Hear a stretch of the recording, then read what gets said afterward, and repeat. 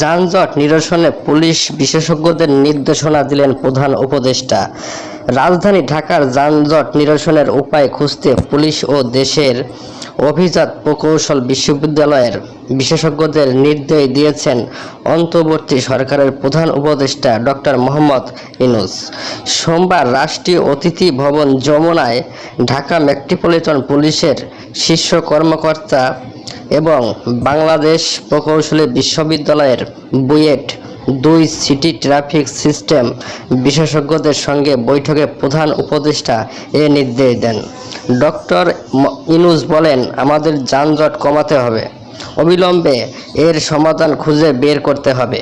Traffic পুলিশকে যানজট বিরোধী এবং পাইলট স্কিম গ্রহণ করতে হবে। শহরের গুরুত্বপূর্ণ 2-3টি সড়কের ছোট স্টেশনগুলোতে বাস থামানোর সময়কে 2 মিনিটের কম সীমাবদ্ধ করা এবং পরে শহরের অন্যান্য রাস্তার বিষয়েও বিবেচনা করা। বৈঠকে বুয়েটের বিশেষজ্ঞ ও তাদের শিক্ষার্থীদের সহায়তায় ট্রাফিক করিডোরের জন্য কিছু ঘরোয়া সমাধান খুঁজে বের করতে বলা হয়েছে। তাদের স্থানীয় দক্ষতা ব্যবহার করে সিগন্যালিং সিস্টেম ঠিক করতে বলা হয়।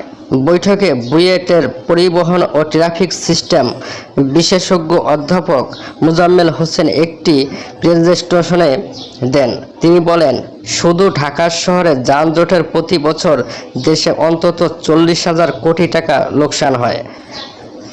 ডিএমপির অতিরিক্ত কমিশনার ট্রাফিক নাজমুল হাসান বলেন, সাম্প্রতিক সপ্তাহগুলোতে আরও ট্রাফিক পুলিশ মোতায়েন করার পর ট্রাফিক পরিস্থিতি উন্নতি অব্যাহত রয়েছে।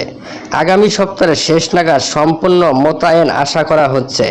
বৈঠকে আরও বক্তব্য রাখেন প্রধান উপদেষ্টা বিশেষ সহকারী লেফটেন্যান্ট জেনারেল অবসরপ্রাপ্ত আব্দুল হাফিজ, বুয়েটের সিভিল ইঞ্জিনিয়ারিং অধ্যাপক মোহাম্মদ হাতিজুজ্জামান এবং ডিএমপির অতিরিক্ত কমিশনার ফারুক আহমেদ।